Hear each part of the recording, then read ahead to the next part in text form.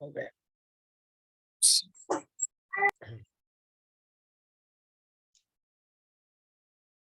8वां अध्याय द्वितीय स्कंद का।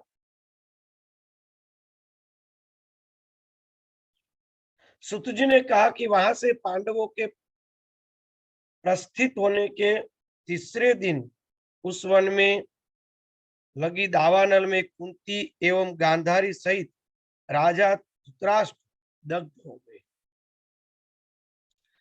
संजय पहले धृतराष्ट्र को छोड़कर तीर्थ यात्रा के लिए चले गए थे। नारद जी ने यह वृत्तांत सुनकर राजा युधिष्ठिर अत्यंत दुखी हुए। कौरवों के विनाश के 36 वर्ष बीत जाने पर विप्रशाप के प्रभाव से सभी यादव प्रभाव क्षेत्र में नष्ट हो गए। वे सभी यादव मदिरा पीकर मतवाले हो गए। आपस में लड़कर बलराम तथा श्री कृष्ण के देखते देखते मृत्यु को प्राप्त हो गए। तदंतर बलराम ने योग क्रिया द्वारा शरीर का त्याग किया। कमल के समान नेत्र वाले भगवान कृष्ण ने शाप की मर्यादा रखते हुए एक बहेलिये के बाण से आहत होकर महाप्रयाण किया। इसके पश्चात जब वसुदेव जी ने कृष्ण के शरीर त्याग का समाचार सुना तो उन्होंने अपने चित्त में भुवनेश्वरी देवी का ध्यान करके अपने पवित्र प्राण का त्याग कर दिया। ओह, वसुदेव जी महाराज का शरीर बाद में छूटा है। तत्पश्चात शोक संपन्न अर्जुन ने प्रवास क्षेत्र में पहुंचकर सभी का यथोचित अग्नि संस्कार संपन्न किया। भगवान कृष्ण का शरीर खोज कर लकड़ी जुटाकर अर्जुन ने 8 पटारियों के साथ पटरानियों के साथ उनका दाह संस्कार किया। देखो, श्रीमद् भागवत में ये प्रसंग नहीं है। देवी भागवत में स्पष्टीकरण है और लगभग हरिवंश पुराण में भी स्पष्टीकरण है कि भगवान के शरीर को अग्नि संस्कार दिया गया था।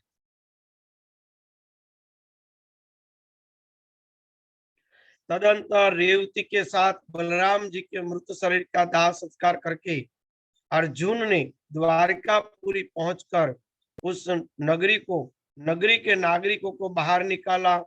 पश्चात ही क्षणों में भगवान कृष्ण की वह द्वारिका समुद्र में डूब गई। अर्जुन सभी लोगों को साथ लेकर बाहर निकल गए। मार्ग में चारों ओर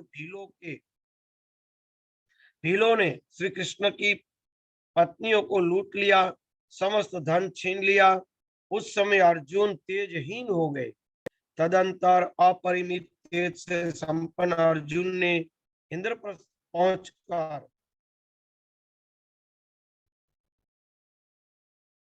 अनिरुद्ध के वज्रनाभक पुत्र को राजा बनाया।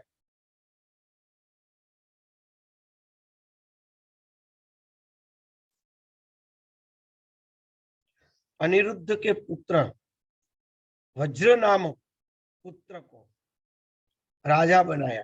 अनिरुद्ध यानी कि इंद्रप्रस्थ पहुंचकर, बराबर, क्योंकि ये नगरी तो पूरी की पूरी डूब गई थी। तो भगवान में जो अंत में जो अनिरुद्ध थे भगवान के पुत्र, उसका पुत्र व्रज था, वज्रनाभ, जिन्होंने ये 3 भगवान की मूर्तियां बनाई, वही वज्रनाभ की यहाँ कथा है। जो अभी जयपुर के अंदर हम लोग दर्शन करने गए थे गोविंद महाराज आदि के, अर्जुन ने, हाँ गोविंद देव जी, बराबर, हाँ वही है वज्रनाभ, अनिरुद्ध जी के पुत्र। उनको अर्जुन ने ही गादी पे बैठाया था।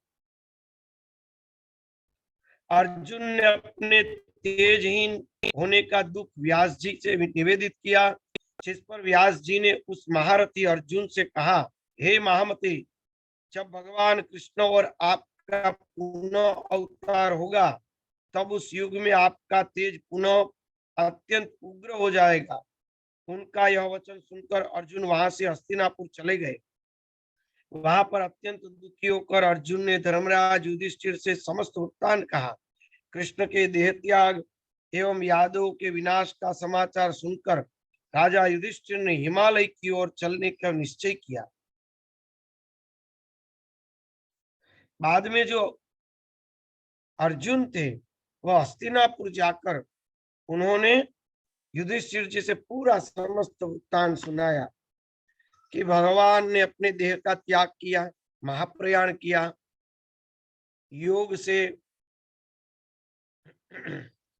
और बलराम जी महाराज ने भी देह त्याग कर दिया, समस्त यदुवंश विनाश हो गया, उन सबका उनकी पत्नियों सहित अग्नि संस्कार किया, क्योंकि उसकी पत्नियां उसके पीछे सती हुई, तो संस्कार किया। श्री कृष्ण के देह का एवं यदुवंश के विनाश का समाचार सुनकर युधिष्ठिर ने हिमालय की ओर जाने का निश्चय कर लिया, क्योंकि इसको पता चल गया कि अब तो कलयुग आ गया है, कलयुग में रहने का कोई अर्थ नहीं। इसलिए वह महापुरुष ने हिमालय के अंदर अपने शरीर को त्यागने का निश्चय करके गमन किया। उनके बाद 36 वर्षीय उत्तरापुत्र परीक्षित को राज सिंहासन पर प्रतिष्ठित करके राजा युधिष्ठिर द्रौपदी भाइयों के साथ वन की ओर निकल गए। इस प्रकार 36 वर्ष की अवधि तक हस्तिनापुर में राज्य करके द्रौपदी कुंती पुत्रों इन छहों ने हिमालय पर्वत पर जाकर प्राण त्याग किए। 5 पांडव और 1 द्रौपदी। इधर धर्मनिष्ठ राजर्षि परीक्षित ने भी आलस्य रहित भाव से 60 वर्षों तक संपूर्ण प्रजा का पालन किया। अब एक सोचने जैसी बात है, 36 वर्ष के थे परीक्षित राजा जब इसको गादी पे बैठाया गया, और 60 वर्ष उन्होंने राज किया। 36 और 60 कितना होता है? 96। जब परीक्षित राजा को ये सुखदेव जी महाराज ने भागवत सुनाई, उस समय परीक्षित राजा की आयुष्य थी 96 वर्ष की। 96 वर्ष के परीक्षित राजा थे।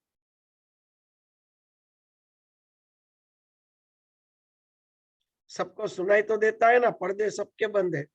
हाँ सुनाई दे रहा स्वामी जी। स्वामी जी। और ये जो पांडव जो 5 गए थे, तो जैसे वो बड़े थे ना, क्या राम, युधिष्ठिर सशरीर गए, बताए ना। हाँ, वो सशरीर स्वर्ग में गए। हाँ, बाकी सबसे पहले शरीर का पतन हुआ द्रौपदी का, बाद में एक के बाद एक सबका शरीर छूट गया, एक केवल वही जा सके अंत तक। हाँ।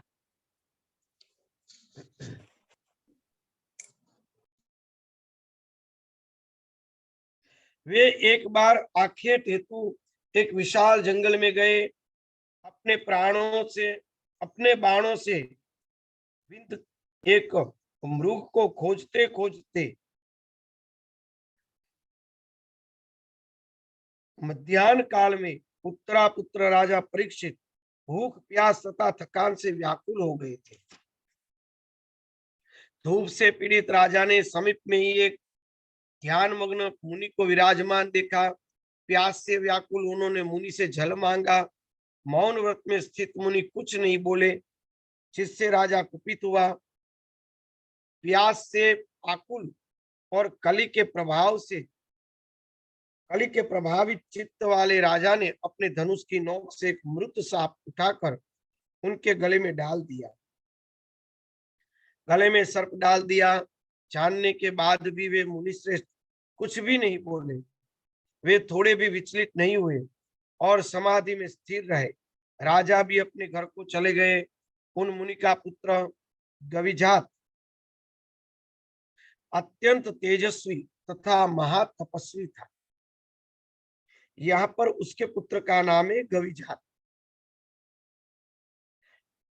पराशक्ति के आराधक उन गविजात ने पास में वन में खेलते हुए अपने मित्रों को ऐसा कहते हुए सुना कि हे मुनि श्रेष्ठ, तुम्हारे पिता के गले में किसी ने मृत सर्प डाल दिया है। उनकी यह बात सुनकर अत्यंत कुपित हुए। शीघ्र ही हाथ में जल लेकर कुपित होकर राजा को शाप दिया, जिस व्यक्ति ने मेरे पिता के गले में मृत सर्प डाला है, उस पापी पुरुष को एक सप्ताह में तक्षक डस लेगा। मुनि के शिष्य ने महल में स्थित राजा परीक्षित के समीप जाकर मुनि पुत्र के द्वारा दिए गए शाप की बात कही। ब्राह्मण के द्वारा दिए गए शाप को सुनकर अभिमन्यु पुत्र परीक्षित उसे अनिवार्य समझकर वृद्ध मंत्रियों से कहा कि अपने अपराध के कारण मैं मुनि पुत्र से शापित हो चुका हूँ। हे मंत्रियों, अब मुझे क्या करना चाहिए? आप लोग कोई उपाय सोचे। मृत्यु तो अनिवार्य है, ऐसा वेदवादी लोग कहते, तथापि बुद्धिमान मनुष्य को शास्त्रोक्त रीति से सर्वदा प्रयत्न करना चाहिए कि कुछ पुरुषार्थवादी विद्वान ऐसा भी कहते कि बुद्धिमान मानी के साथ उपाय करने पर कार्य सिद्ध हो जाता है, न करने पर नहीं।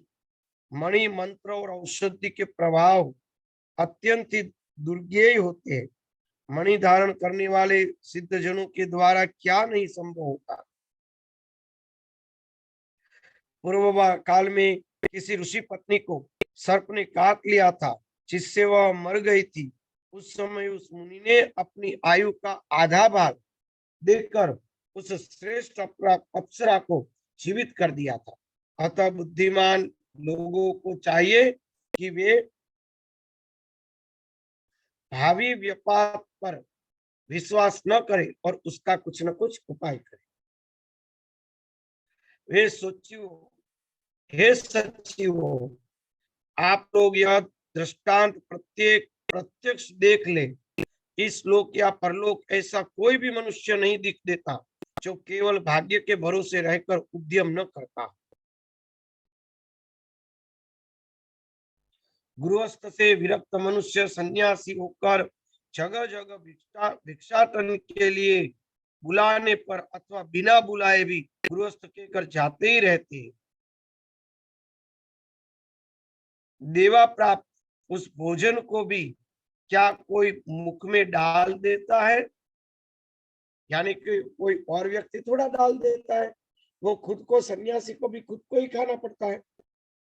उद्यम के बिना यह भोजन मुख के उदर में कैसे प्रवेश कर सकता है? अतः प्रयत्न पूर्वक उद्यम तो करना ही चाहिए। यदि सफलता न मिले तो बुद्धिमान मनुष्य मन में विश्वास कर ले कि देव कहाँ प्रबल है। मंत्रियों ने कहा कि हे महाराज, वे कौन मुनि थे जिन्होंने अपनी आधी आयु देकर अपनी प्रिय पत्नी को जीवित किया था? वह कैसे मरी? वह कथा विस्तार से कहिए। राजा ने कहा कि महर्षि भृगु की एक सुंदर स्त्री जिसका नाम पुलोमा था, उससे परम विख्यात च्यवन मुनि का जन्म हुआ। च्यवन मुनि की पत्नी का नाम सुकन्या, वह महाराज शरियाती की रूपवती कन्या थी। उस कन्या से श्रीमान प्रमति ने जन्म लिया, जो बड़े यशस्वी थे। उस प्रमति की प्रिय पत्नी का नाम प्रतापी था। उन्हीं राजा प्रमति के पुत्र परम तेजस्वी रुरु हुए थे। उन्हीं दिनों स्थूलकेश नामक एक विख्यात ऋषि थे, जो बड़े तपस्वी, धर्मात्मा एवं सत्यनिष्ठ। इसी बीच त्रिलोक सुंदरी मेनका नाम की श्रेष्ठ अप्सरा नदी के किनारे जल क्रीड़ा कर रही थी। वह अप्सरा विश्वास वसु के द्वारा गर्भवती होकर वहां से निकल पड़ी। उस श्रेष्ठ अप्सरा ने स्थूल केश के आश्रम में जाकर नदी तट पर एक त्रैलोक्य सुंदरी कन्या को जन्म दिया और वहां उसे छोड़कर चली गई। तब उस नवजात शिशु कन्या को अनाथ जानकर मुनिवर स्थूल केश अपने आश्रम में ले गए और उसका लालन पोषण करने लगे। उन्होंने उसका नाम प्रमद द्वारा रखा था। वह सर्वलक्षण संपन्न कन्या यथा समय यौवन को प्राप्त हुई। सुंदरी को देखकर रुरु आसक्त हो गए। रुरु नाम के जो राजा थे उससे आसक्त हुए। 9वां अध्याय। परीक्षित जी ने कहा कि हे सचिव वृंद, इस प्रकार आसक्त होकर रुरु मुनि अपने आश्रम में सो गए। तब उनके पति ने उन्हें दुखी देखकर पूछा, उसके पिता ने दुखी देखकर पूछा कि हे रुरु, तुम इतने उदास क्यों हो? आसक्त रुरु ने अपने पिता से कहा कि महर्षि स्थूलकेश के आश्रम में प्रमद्वरा नाम की एक सुंदर कन्या है। मैं उसे चाहता हूं, उसे मेरी पत्नी बनाई जाए।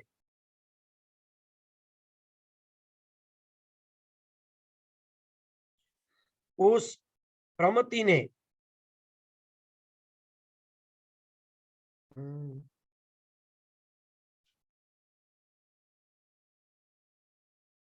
प्रमति उसके पिता का नाम था ना, प्रमति।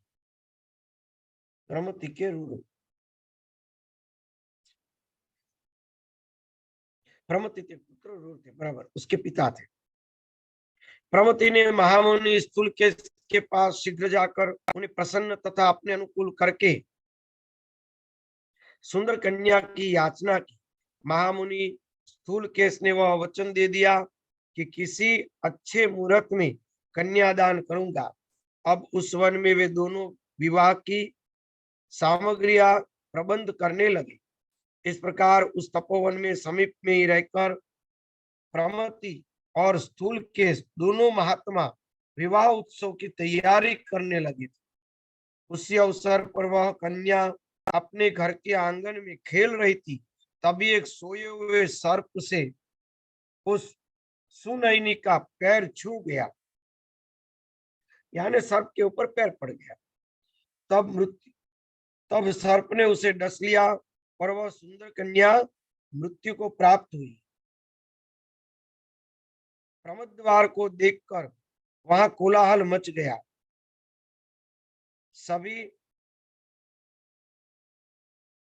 सभी मुनि जुट गए और शोक से ग्रस्त होकर रोने लगे।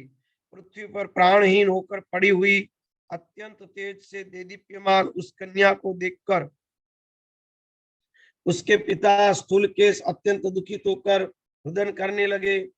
उस समय करुण क्रंदन सुनकर रुरु भी उसे देखने के लिए आ गया। उन्होंने उस मृत पड़ी सुंदरी को सजीव जैसी देखा। स्थूलकेश अन्य श्रेष्ठ मुनियों को रुदन करते देखकर रुरु मुनि उस स्थान से बाहर आकर के विरहाकुल होकर रोने लगे।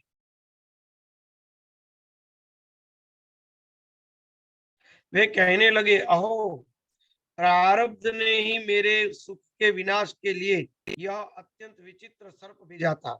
निश्चित ही मेरे दुख का यही कारण है। अब मैं क्या करूं? मेरी प्राण प्रिया तो मर गई। अब मैं अपनी इस प्रिया के विलग होकर जीना नहीं चाहता। अभी तक मैंने उस सुंदरी का स्पर्श भी नहीं किया था। मैं ऐसा अभागा हूं कि उसका पानी ग्रहण नहीं कर सका और न तो उसके साथ रह सका। मेरे इस मनुष्य जीवन को धिक्कार है। अब तो मेरे प्राण निकल जाए तो अच्छा है। अब दुखित मनुष्य को चाहने पर भी मृत्यु नहीं मिलती, तो अब इस संसार में वांछित उत्तम सुख कैसे मिलेगा?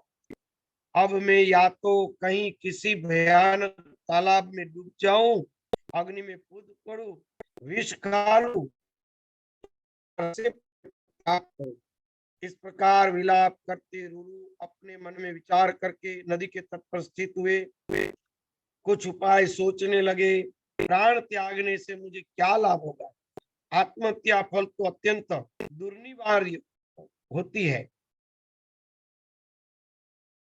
दूसरा, मेरी मृत्यु सुनकर पिता भी अत्यंत दुखी होंगे, माता को महान कष्ट होगा हाँ, हो सकता है कि मुझे मरा हुआ देखकर प्रारब्ध संतुष्ट हो जाए और मेरे मर जाने से मेरे सभी शत्रु भी प्रसन्न होंगे, इनमें संदेह नहीं। किंतु इसमें परलोक में मेरी प्रिया का क्या उपकार होगा। इस प्रकार विरह से संतप्त होकर आत्महत्या करने के मेरे मर जाने भी परलोक में मुझ आत्मघाती को मेरा वह प्रिय नहीं मिलेगा। इसलिए मेरे मरने में बहुत दोष है और न मरने पर मुझे कोई दोष नहीं लगता। ऐसा सोचकर रुरु स्नान करके आचमन करके पवित्र होकर वहीं बैठ गया। उसके बाद उस मुनि ने हाथ में जल लेकर वचन कहा, यदि मेरे द्वारा देवाराधन आदि कुछ भी पुण्य कर्म संपन्न किया गया हो, यदि मैंने श्रद्धा पूर्वक गुरुओं की पूजा की, हवन जप तप किया, समस्त वेदों का अध्ययन किया, गायत्री उपासना और सूर्य आराधन किया है, तो उस पुण्य के प्रभाव से मेरी प्रिया को जीवित किया जाए। यदि मेरी प्रिया जीवित नहीं होगी तो मैं प्राण त्यागूंगा। ऐसा कहकर देवताओं का ध्यान करके उन्होंने वह जल जमीन पर छोड़ दिया। राजा बोले, तदंतर इस प्रकार अपनी भार्या के विलाप कर रहे उन दुखित रूरू के पास एक देवदूत आकर बोला। देवदूत ने कहा कि हे ब्राह्मण, ऐसा साहस मत कीजिए।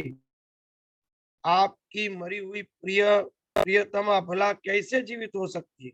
गंधर्व और अप्सरा की सुंदर कन्या की आयु समाप्त हो चुकी है, जिससे वह अविवाहित हो मर गई। अतः अब आप किसी अन्य शुभ अंगों वाली कन्या का वर्ण कीजिए। आप क्यों रो रहे हो, इसके साथ आपका कैसा प्रेम। रूरू ने कहा, हे देवदूत, मैं किसी अन्य सुंदरी का वर्ण नहीं करूंगा। यदि वह जीवित हो जाती है तो ठीक है, अन्यथा मैं इसी समय अपने प्राण त्यागूंगा। राजा बोले कि इस प्रकार मुनि का वह हठ देखकर देवदूत प्रसन्न होकर तथ्यपूर्ण सत्य मनोहर वचन कहने लगे। हे विप्रेंद्र, देवताओं के द्वारा इसका पूर्व विहित उपाय मुझसे सुनिए। आप अपनी आयु का आधा भाग देकर अपनी प्रमद्वरा को शीघ्र ही जीवित कर दीजिए।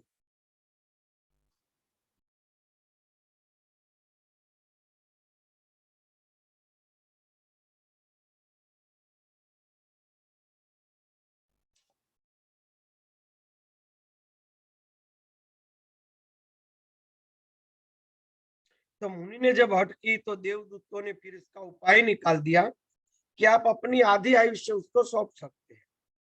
मैं निसंदेह, रूरू ने कहा कि मैं निसंदेह अपनी आधी आयु का भाग उस कन्या को दे रहा हूं। अब मेरी प्रियतमा के प्राण वापस आ जाए और वह उठकर बैठ जाए। उसी समय विश्वावसु अपनी पुत्री परमद्वारा की मृत्यु जान करके स्वर्गलोक से विमान द्वारा शीघ्र ही वहां आ गई।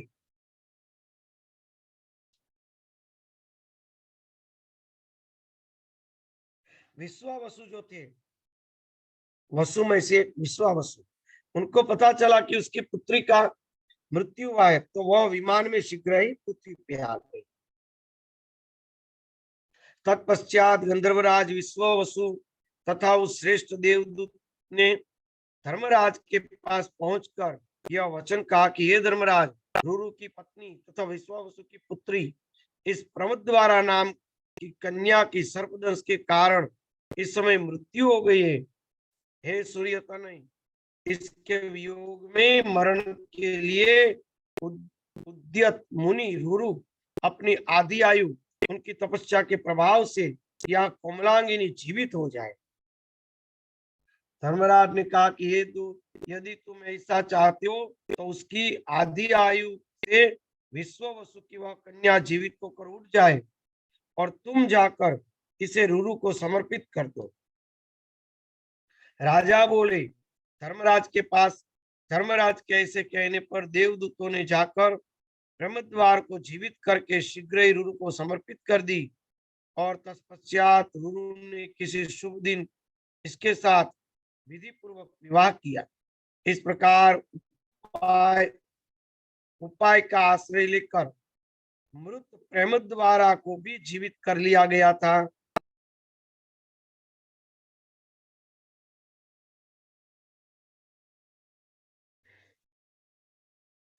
मणि मंत्रों और औषधियों से विधिवत प्रयोग द्वारा प्राण रक्षण के लिए शास्त्र सम्मत उपाय अवश्य किया जाना चाहिए।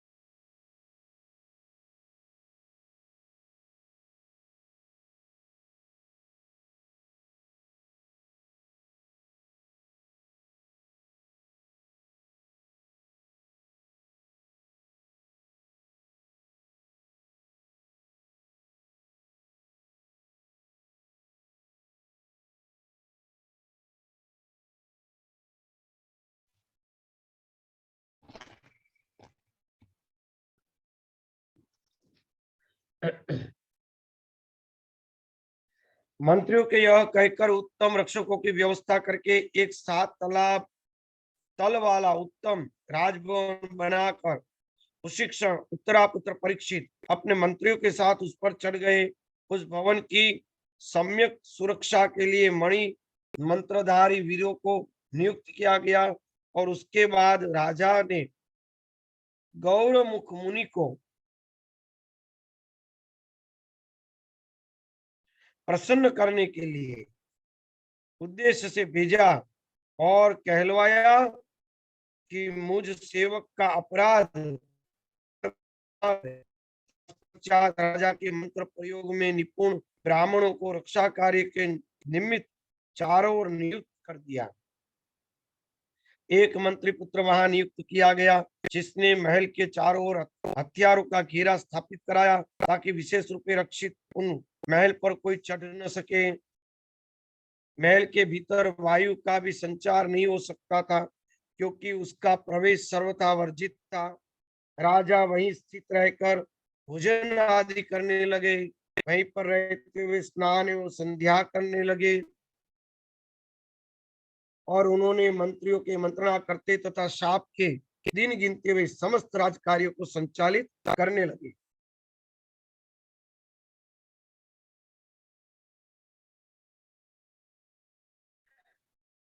इसी बीच एक कश्यप नामक मंत्र विशेषज्ञ ब्राह्मण ने सुना कि राजा परीक्षित को शाप प्राप्त हुआ है। उस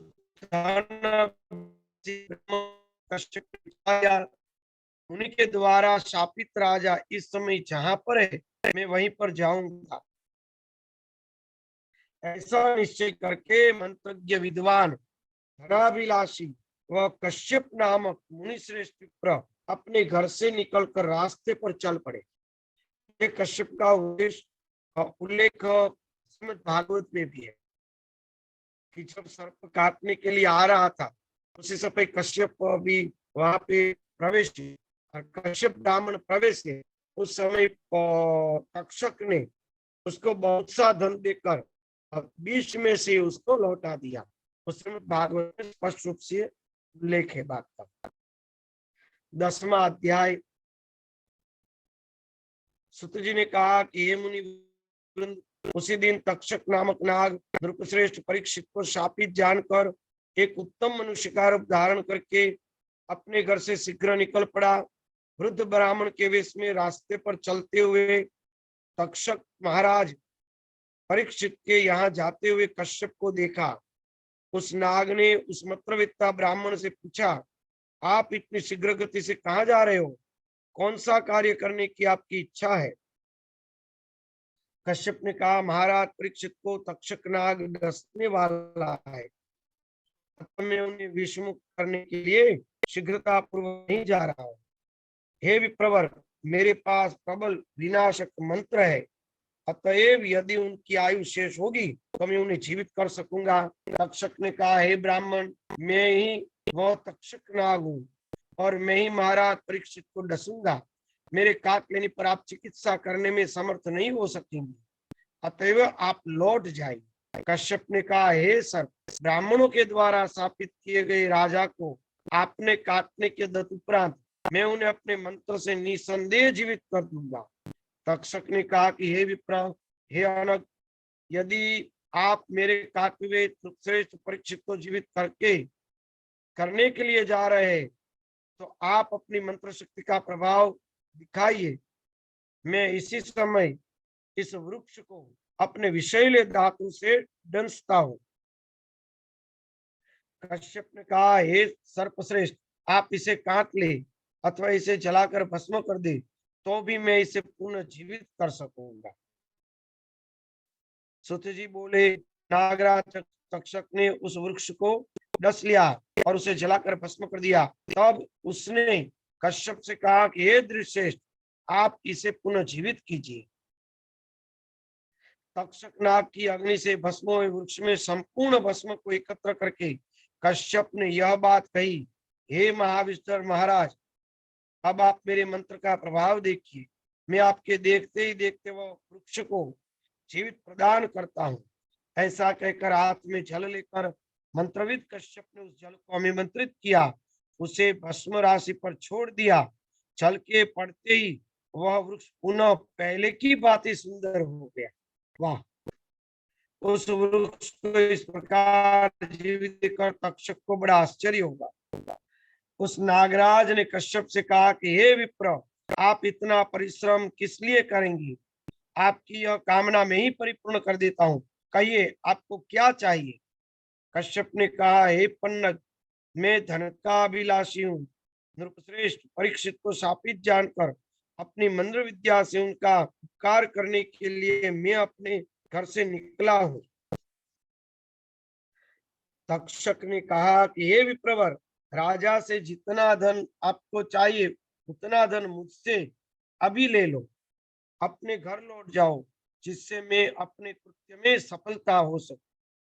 सुजी बोले, तक्षक की यह बात सुनकर परमार्थवेत्ता कश्यप जी मन में बार बार सोचने लगे कि अब मुझे क्या करना चाहिए।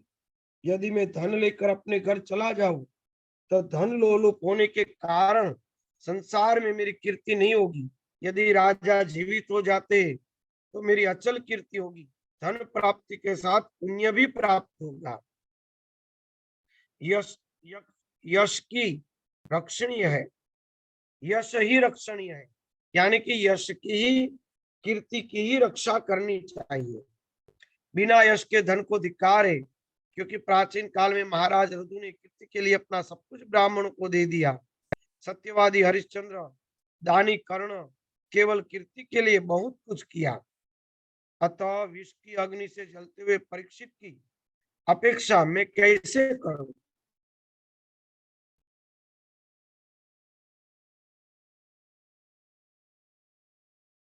यदि मैं महाराज को जिला दूं तो सब लोगों को अत्यंत सुख मिलेगा।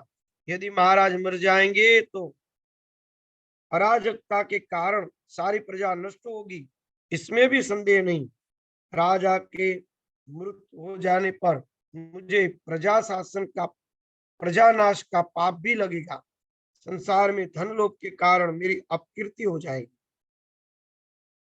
मन में ऐसा विचार करके परम बुद्धिमान कश्यप ने ध्यान करके जाना कि महाराज परीक्षित की आयु अब समाप्त हो चुकी है। इस प्रकार ध्यान दृष्टि में धर्मात्मा कश्यप राजा की मृत्यु निकट जानकर तक्षक से धन लेकर अपने घर को लौट गए। कश्यप को लौटाकर नाग 7वें दिन राजा को डसने की इच्छा से हस्तिनापुर गया। नगर में पहुंचते ही उसने सुना कि मणिमंत्र और औषधियों से भलीभांति सावधानता पूर्वक सुरक्षित होकर राजा परीक्षित अपने महल में रह रहे। यह जानकर ब्राह्मण के साप से भयभीत सर्पराज तक्षक को बड़ी चिंता हुई और सोचने लगा कि अब मैं किस उपाय से राजभवन में प्रवेश करूं और यह पापी मूढ़ विप्र को पीड़ित करने वाले तथा मुनि के साप से आहत दुष्ट राजा को कैसे छलू। पांडव वंश में ऐसा कोई नहीं हुआ जिसने इस प्रकार किसी तपस्वी ब्राह्मण के गले में मृत सर्प डाल दिया हो। ऐसा निंदित कर्म के काल चक्र को जानते हुए भी यह राजा भवन में रक्षक की राज छिप कर मृत्यु की वंचना कर रहा है और निश्चित होकर पड़ा है। विप्र के शाप अनुसार मैं उस राजा को कैसे डसूं। यह मंदबुद्धि इतना भी नहीं जानता कि मृत्यु तो अनिवार्य है। इसी कारण यह रक्षक की नियुक्ति करके स्वयं भवन पर चढ़कर आनंद ले रहा है। यदि अमित तेज वाले देव की मृत्यु निश्चित कर दी जाए तो करोड़ों प्रकार के प्रयत्न से भी उसे कैसे टाल सकते हैं। पांडव वंश का उत्तराधिकारी यह राजा परीक्षित अपने को मृत्यु के मुख से गया हुआ जानते हुए भी जीवित रहने की अभिलाषा रखकर सुरक्षित स्थान में निश्चित होकर पड़ा हुआ है। यह यदि चाहता तो अनेक प्रकार के दान पुण्य अपनी आयु बढ़ा सकता था, क्योंकि धर्म आचरण से व्याधि नष्ट होती है, उससे आयु स्थिर होता है।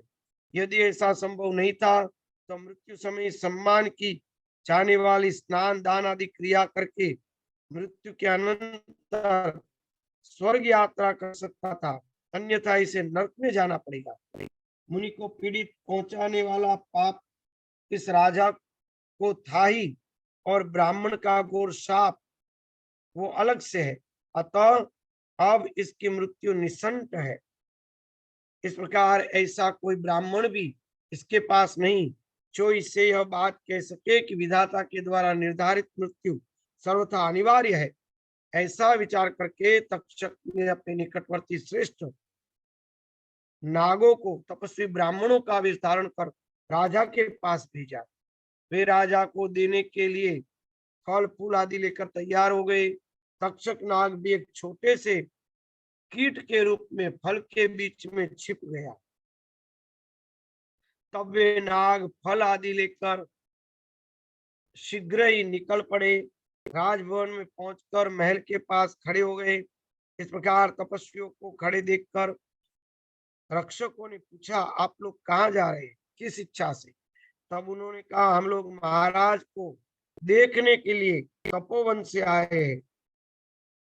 पांडव कुल के सूर्य शुभ दर्शन पराक्रमी अभिमन्यु पुत्र परीक्षित को अथर्ववेदोक्त मंत्रों से आशीर्वाद देने हेतु हम लोग यहाँ आए हैं। आप जाकर महाराज से कहे कि कुछ मुनिजन उनके लिए आए हैं। महाराज का मंत्राभिषेक करके उन्हें मधुर फल देकर लौट जाएंगे। भरतवंशी राजा ने कुल में कभी भी द्वार रक्षक नहीं देखे थे। ऐसा भी कहीं सुना नहीं गया कि तपस्वियों को राजा का दर्शन न मिले। यहाँ महाराज परीक्षित विराजमान है, वहाँ हम लोग जाएंगे और उन्हें अपने आशीर्वाद से दीर्घायु बनाकर आज्ञा लेकर लौट जाएंगे। सुत जी ने कहा कि उन तपस्वी का वचन सुनकर रक्षकों ने ब्राह्मण समझकर महाराज का आदेश सुनते हुए कहा कि हे विप्रो, हमारे विचार में आज आप लोगों को राजा का दर्शन नहीं हो सकता है, अतः आप समस्त तपस्वी राजभवन में कल पधारे। हे मुनिश्रेष्ठ, विप्रशाप से भयभीत होकर राजा ने अपने महल में ब्राह्मणों का प्रवेश वर्जित कर रखा है, इसमें भी कोई संशय नहीं है। तब ब्राह्मणों ने उनसे कहा, हम लोगों की ओर से फल फूल तथा जल आप रक्षणगण राजा को दे और हम लोगों को आशीर्वाद पहुंचा दे। उन्होंने राजा के पास जाकर तपस्वियों के आगमन की बात बता दी। इस पर राजा ने आज्ञा दी, वे लोग फल फूल आदि जो कुछ दे रहे उन्हें यहाँ लाओ और उन तपस्वियों को आने का कारण पूछ लो। उन्होंने पुनः प्रातः काल आने को कहा। साथ ही मेरी ओर से उन्हें प्रणाम कहकर यह भी कह देना कि आज मेरा मिलना संभव नहीं है। उन द्वारपालों ने तपस्वियों के पास जाकर उनके दिए हुए फल फूल आदि लाकर आदरपूर्वक राजा को समर्पित कर दिया। उन विप्रवेश में आए नागों के चले जाने पर महाराज ने फलों को लेकर मंत्रियों को कहा, हे सचिवों, आप लोग भी इन फलों का सम्यक सेवन कीजिए।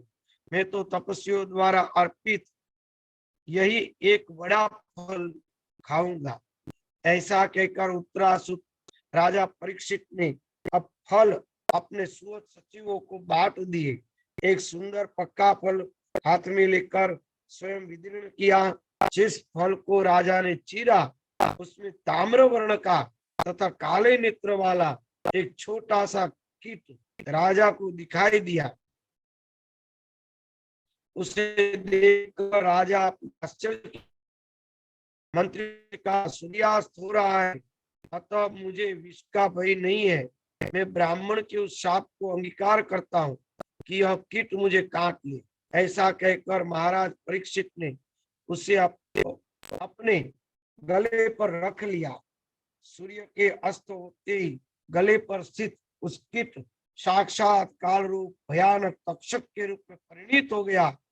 उस नाग ने तत्काल राजा को लपेट लिया और उन्हें दंश दे दिया।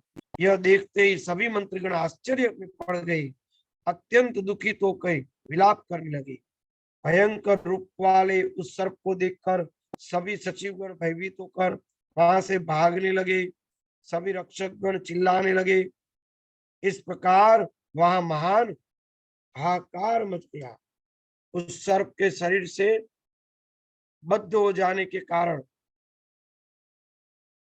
राजा का महान बल प्रभावहीन हो गया, जिससे वे उत्तरापुत्र परीक्षित कुछ भी बोल पाने तथा हिलडुलने सकने में असमर्थ हो गए। तक्षक ने मुख से विष जनित भयंकर आग की ज्वाला उठने लगी। उस भीषण ज्वाला में क्षण भर में राजा को जलाकर भस्म कर दिया और शीघ्र ही उन्हें निष्प्राण कर दिया। इस प्रकार क्षण मात्र में राजा का प्राण निकल गया। तक्षक आकाश में चला गया। वहां लोगों ने संसार को भस्मसात कर देने की सामर्थ्य वाले उस तक्षक को भी देखा। हे राजा, वे राजा परीक्षित प्राणहीन होकर जले हुए वृक्ष की भांति गिर पड़े और राजा को मृत देखकर सभी लोग विलाप करने लगे।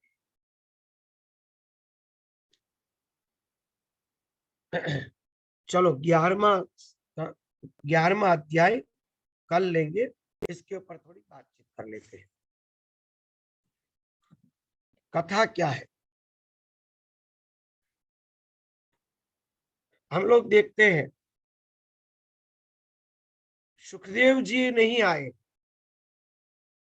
जो श्रीमद् भागवत में कथा है, इनसे ये कथा बहुत सी विलक्षण हो रही है। दोनों में फर्क है।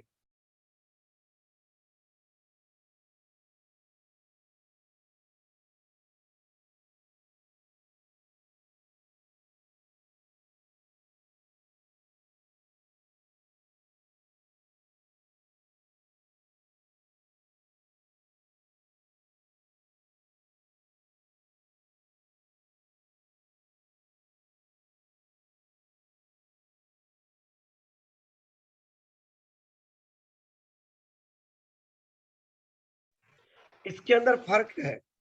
जो परीक्षित राजा का श्रीमद् भागवत के अंदर वर्णन हुआ है, उस वर्णन के अंदर सुखदेव जी महाराज आते हैं, ऋषियों के अधीन होते हैं और एक देवी प्रकृति के महात्मा के रूप में उसका अभिव्यक्त किया गया। यहाँ पे हम लोग देखते हैं देवी भागवत के अंदर, देवी भागवत में उसको एक विषयी जीव रजोगुणी राजा के रूप में उसको प्रस्थापित किया गया और उन्होंने धर्म का शरण लेने के बदले, दान पुण्य मुनियों के शरण में जाने के बदले वह एक प्रशस्त महल के अंदर, रक्षित महल के अंदर अपने आप को रक्षित करके बैठते। ये दो मत हम देख रहे हैं। इसका कारण यह है हम लोगों ने पहले भी बात की कि 14 बार 14 चौकड़ी आती है ब्रह्मा जी के एक दिन, जिसको कहते हैं एक मनवंतर। 14 मनु और 14 चौकड़ी, यानी कि सतयुग, द्वापर, त्रेता और कलयुग। सतयुग, त्रेता, द्वापर और कलयुग, ये चार जो है, 4 युग, और 4 युग में एक मनु भगवान होते हैं। ऐसे 14 चौकड़ियों में 14 प्रकार के मनु भगवान होते हैं।